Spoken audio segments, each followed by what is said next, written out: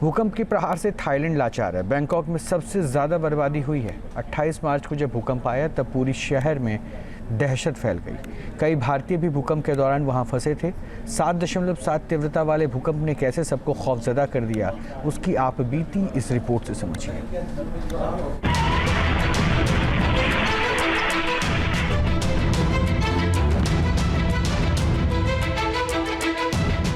भूकंप की जबरदस्त मार झेल चुके बैंकॉक में अभी भी दहशत और खौफ बना हुआ है। जिन लोगों ने भयंकर झटके महसूस किए वो सहमे हुए हैं। तबाही का मंजर कई भारतीयों ने भी अपनी आंखों से देखा। बैंकॉक में रह रहे एक भारतीय ने भूकंप के कहर और खौफनाक मंजर की पूरी दास्तान बयां की है। मैं उस टाइम 3rd फ्लोर पे था, तो मैं आहिस्ता चलता चलता नीचे आ रहा है ग्राउंड फ्लोर पे। तो मैं अपनी बीवी से बात कर रहा था फ़ोन पे, तो अचानक वो ज़मीन और ऐसे ऐसे जब मैंने ऊपर को देखा तो वो एक पंखा भी ऐसे तो मुझे पता चल गया कुछ हो गया। इतनी देर में होटल से सब लोग भागते हुए, शुरू में जो झटके थे वो हल्के थे और एकदम से फिर तेज होते चले। एकदम तेज हो गए। पहले तो बहुत नॉर्मल से थे, हल्के हल्के से। After that is just come I was shocked कि इतना बड़ा हो गया। फिर सब लोग हम लोग भाग के स्थिति हो गई थी कि आप खड़ा रहना मुश्किल हो गया था, पकड़ के खड़ा होना पड़ रहा था। हाँ जी, हो रहा था। लोग होल्ड कर रहे थे किसी ना किसी चीज़ को, लेकिन एवरीबॉडी इज शॉटिंग। वो कहते बाहर चलो बाहर चलो। हम लोग फिर बाहर जाके रोड के ऊपर बैठ गए थे। तो हमें बहुत ज़्यादा डर और खौफ छाया हुआ था कि what is going to happen in Thailand. Bangkok में 7.7 तीव्रता वाले भूकंप से भारी तबाही मची। धरती उस वक्त कांपी जब ज्यादातर लोग लंच कर रहे थे। सभी होटल और रेस्टोरेंट में भी भीड़ थी। बैंकॉक के एक होटल में काम करने वाले भारतीयों ने बताया कि भूकंप आते ही पूरी बिल्डिंग हिलने लगी और अफरा तफरी मच गई।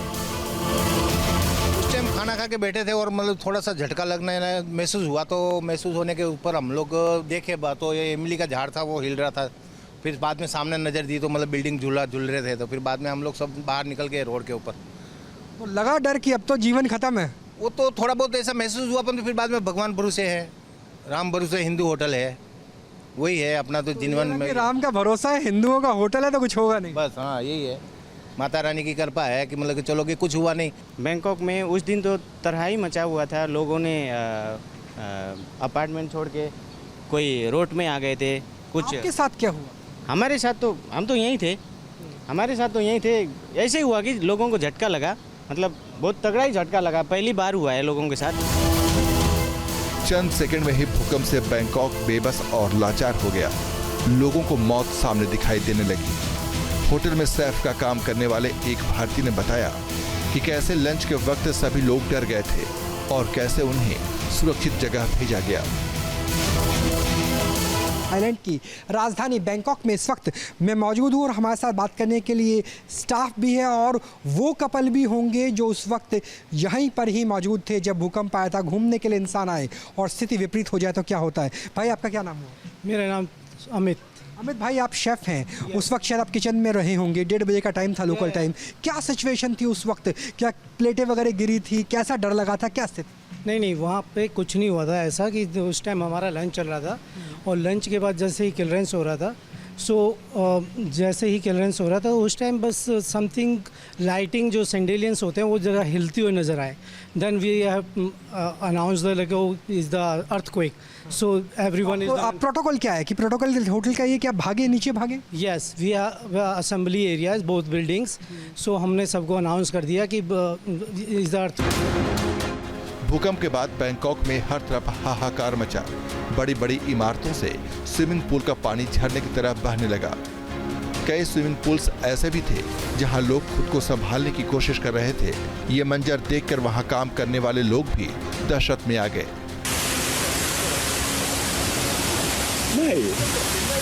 यहाँ पर हम एक स्विमिंग पूल भी देख पा रहे हैं। भाई आप तो यहीं आसपास थे, बता रहे हैं कि पानी कहाँ तक आ गया था? ये सीढ़ियों तक पानी आ गया था। मैं अंदर रूटीन का काम अपना कर रहा था और बाहर निकला हूँ। मुझे ऐसे चक्कर नहीं आया, मैंने एक दफ़ा ऐसे झटका दिया और मैं बाहर आया हूँ तो इधर तो भगदड़ मची हुई थी। उस टाइम पूल में लोग थे क्या जब आपने बाहर आके देखा? पूल में थे भी और बाहर भी थे। जो जिनको पता चला वो तो भाग गए। जो पूल में थे उन्होंने दूसरों को देखा, उन्होंने भी भागना शुरू कर दिया। यहाँ तो बल्कि फिर भी आपकी दीवारें ऊंची हैं, क्योंकि कई बिल्डिंग से तो पूल का पानी भी नीचे आ गया था। चला गया, हाँ मैंने भी अक्सर वीडियो देखा होगा कि आप पानी कैसे पानी बाहर आ रहा है। हाँ। थाईलैंड के हर होटल में एक जैसी हालत थी। लोग खुद को बचाने के लिए इधर उधर भाग रहे थे। मध्य प्रदेश के इंदौर से गया एक परिवार भी होटल के पूल में फंसा था। उन्होंने बड़ी मुश्किल से भागकर जान बचाई। भूकंप में यहीं थे, बच्चे दोनों हमारे नहा रहे थे वहाँ पर। एकदम भूकंप आया तो ये पानी हिलने लगा पूरा। बच्चे डर गए, वहाँ से यहाँ तक आ गया था पूरा पानी। हमने सब पुल से बाहर निकाला और बाहर नीचे चले गए, लिफ्ट यूज नहीं करी और बिल्डिंग से बाहर हो गए थे। बहुत डर लग रहा तो शुरू में ऐसा लगा आपको कि पानी इतनी तेज झिल रहा है, ऐसा ना हो कि बिल्डिंग ही भरभरा के गिर जाए? क्या याद आया? भगवान को याद किया? वाइफ तो आपके साथ, बच्चे आपके साथ थे, क्या चल रहा था उस टाइम आपके दिमाग में? कुछ चला नहीं, बट बस बच्चों को बाहर निकाल के हम नीचे। बच्चों को लेके बस बाहर तो सबसे पहली प्रायोरिटी क्या थी? बच्चों को बचाया जाए। जी, पहले सबसे पहले लगा बच्चों को उठाया और हम लोग तो सीधे स्टेयर से नीचे चले गए थे। उस वक्त तो बहुत डर लग रहा होगा। उसके बाद तो पेरेंट्स के, आपके इन लॉज के, सबके फोन आ रहे थे। सबके कॉल आ रहे थे कि आप लोग वापस आ जाओ, रिटर्न आ जाओ, फ्लाइट लो, वापस घर आ जाओ।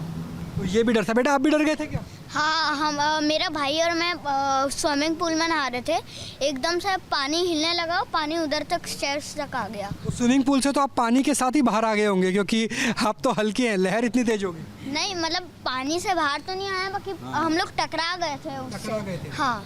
तो कोई चोट वोट तो नहीं लगी बच्चे को? नहीं, सब सेफ है। बैंकॉक में भूकंप ने जबरदस्त कहर बरपाया है। लोगों की आपबीती सुनकर ये समझा जा सकता है कि जब धरती हिल रही थी तब वहां कितना डरावना मंजर रहा होगा।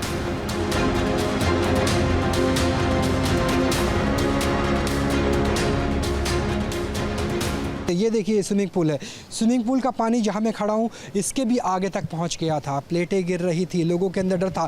खासतौर पे जो टूरिस्ट हैं, जो भारत से, क्योंकि भारत के लिहाज से अगर बात करें तो थाईलैंड एक फेवरेट टूरिस्ट डेस्टिनेशन बताया जाता है। वहाँ उन पर्यटकों के अंदर कितना डर है, और डर होना भी लाजमी है, क्योंकि कई 100 परमाणु बम जितनी ऊर्जा निकली थी उस की वजह से, जिसे हम भूचाल कहते हैं, अर्थक्वेक कहते हैं, भूकंप कहते हैं, जिसकी वजह से धरा डोलने लगी थी। स्विमिंग पूल का पानी सुनामी की तरह से, लहरों की तरह से बाहर निकलने लगा था, और लोग बेतहाशा बदहवासी के आलम में सीढ़ियों से नीचे भागने की कोशिश कर रहे थे। खबरों में आगे बढ़ेंगे। म्यांमार, थाईलैंड में भूकंप से भारी तबाही मची है, और अब तक जो जानकारी मिल रही है 1700 से ज्यादा लोगों की मौत हो गई है, 3400 लोग घायल हुए हैं। भूकंप की वजह से अब तक 35 लाख लोग बेघर हो गए हैं। म्यांमार और थाईलैंड में रेस्क्यू ऑपरेशन जारी है। मलबे में फंसे लोगों को निकाल रही है रेस्क्यू टीम। इधर भारत ने मदद के लिए ऑपरेशन ब्रह्मा जो अभियान है वो चलाया है। भारत ने INS सतपुड़ा और INS सावित्री से ये मदद भेजी है।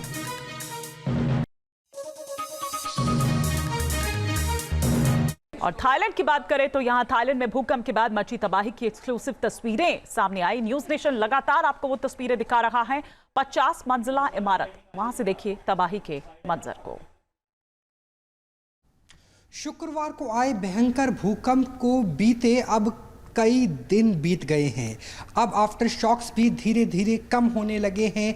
पटरियों पर मेट्रो दौड़ने लगी है, लेकिन इस वक्त हम एक स्काई स्क्रीपर पर है, जिसे हम बहुमंजिला मल्टी स्टोरी बिल्डिंग कहते हैं, और इसके ज़रिए हम आपको बैंकॉक की स्काईलाइन दिखाएंगे, और दिखाएंगे कि किस तरीके से जो नुकसान है उसका असर किस तरीके से हुआ, भूकंप के बाद कैसे स्थिति है, कैसे पुनर्निर्माण से लेकर रेस्क्यू ऑपरेशन चल रहा है, और ऊंचाई से न्यूज़ नेशन आपको एक्सक्लूसिव तरीके से दिखाएगा। सबसे पहले मेरे सामने मौजूद इस इमारत को देखिए। इस इमारत की विशेषता ये है कि ये लगभग 40 मंजिल ऊंची इमारत है, और इस इमारत के शीशे, जो कैप्सूल लिफ्ट थी, वो कैप्सूल लिफ्ट के शीशे टूटे हुए हैं, जिन शीशों को लगाने का काम अभी भी लगातार जारी है। तो देखिए किस तरीके से जो लिफ्ट है, वो लिफ्ट का एक हिस्से के शीशे पूरी तरीके से उखड़ गए थे, और लगभग आप मान के चलिए कि 40% के आसपास जो शीशे हैं, जो कांच है वो टूटकर गिर गया था और उसे अब दोबारा से दुरुस्त करने के लिए लगातार कोशिशें चल रही है।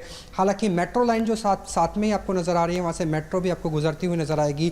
मेट्रो की तमाम 5 लाइनें खुल गई हैं, लेकिन जो नुकसान हुआ वो आप देखिए कि मल्टी स्टोरी बिल्डिंग में जो कांच है वो टूटा हुआ है। आफ्टर शॉक्स की वजह से डर है कि दोबारा टूट कर के नीचे ना गिर जाए।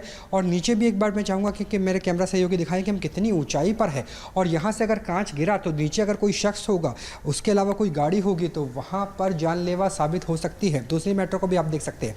उसके अलावा एक और बिल्डिंग है जहाँ पर रेस्क्यू ऑपरेशन का काम चल रहा है। दरअसल ये भी एक निर्माणाधीन बिल्डिंग थी, हालांकि ये सिर्फ 2 मंजिल बनी थी और इसमें जो लोग फंसे हुए थे उन लोगों को अब निकाल लिया गया है और अब रेस्क्यू ऑपरेशन अपने अंतिम चरण में है। मलबे को हटाने का काम चल रहा है, बड़ी क्रेन बुलाई गई है। इस क्रेन के ज़रिए जो मलबा हटाने का काम लगातार जारी है। तो देखिए किस तरीके से रेस्क्यू ऑपरेशन लाइव आप देख सकते हैं ऊंचाई से। और इसके अलावा वो इमारत भी जिस इमारत के लगभग 40 से लेकर 45% जो शीशे हैं, जो कांच है वो टूटा हुआ है। तो ये है स्काईलाइन बैंकॉक की, थाईलैंड की राजधानी की, जहां गगनचुंबी इमारतों की बहुत बड़ी संख्या है। और वहाँ पर किस तरीके से जो नुकसान हुआ उस नुकसान को भी हम यहाँ पर देख पा रहे हैं। तो ये स्थिति है भूकंप के गुजर जाने के बाद भी जो नुकसान है उस नुकसान की भरपाई की कोशिश लगातार थाईलैंड की राजधानी बैंकॉक में जारी है। कैमरा सहयोगी मुकेश झा के साथ Rahul Dabas, news nation, Bangkok, Thailand. सोचिए कितना जबरदस्त अर्थक्वेक का था कि 2 दिन बाद भी अभी रेस्क्यू ऑपरेशन वहां पर जारी है, अभी भी खत्म नहीं हुआ है पूरी तरह से। बैंकॉक सीधा हम रुक करते हैं ग्राउंड जीरो पर, जहां पर मौजूद हैं हमारे सहयोगी राहुल डबास। राहुल, क्या अभी स्थिति है और क्या नॉर्मलाइज होती हुई नजर आ रही है वापस जिंदगी?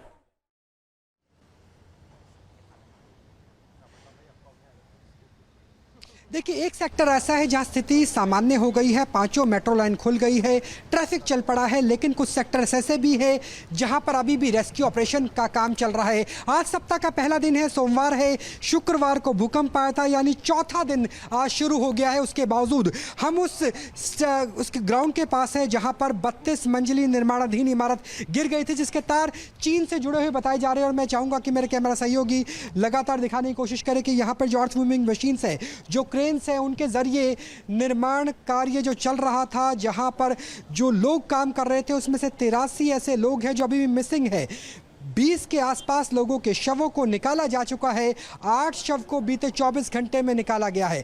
लगातार क्रेन्स काम कर रही है। पहले 5000 लोग काम कर रहे थे, जिसमें स्पेशल फोर्सेस थी, रेस्क्यू फोर्सेस थी, पैरामिलिट्री, आर्मी, विशेषज्ञ, सिविल इंजीनियर, और अभी भी हजारों की संख्या में काम यहाँ पर किया जा रहा है। लेकिन अभी रेस्क्यू ऑपरेशन जारी है और आने वाले कुछ घंटों तक या हो सकता है कुछ दिनों तक भी जारी रहे, क्योंकि जो रेडार है, रेडार इमेजिंग है, जो लेज़र सेंसर है, जो खोजी कुत्ते हैं, वो बताते हैं कि लगभग 15 के आसपास ऐसे लोग हैं जो अभी इस मलबे के अंदर जिंदा हो सकते हैं। और उसके अलावा लगभग 40 से लेकर 50 लाशें भी ऐसे हैं जो नज़र आ चुकी है, और 100 से ज़्यादा लोग अभी भी हैं जो इस कंस्ट्रक्शन के अंदर फंसे हुए हैं। हालांकि सबसे बड़ी बात यह है कि सबसे बड़ी इमारत है जो थाईलैंड की राजधानी बैंकॉक में गिरी है, जिसकी लगभग 50% जो शेयर है वो चीन से जुड़े हुए हैं, यानी इसमें चीन का एंगल भी नज़र आता है। और आप देखिए कि सैकड़ों लोग, हज़ारों लोग अभी भी लगातार जो इस रेस्क्यू ऑपरेशन है उसमें काम कर रहे हैं। और इसके अलावा जो पूरी रोड है उसे कॉर्डन ऑफ कर दिया गया है।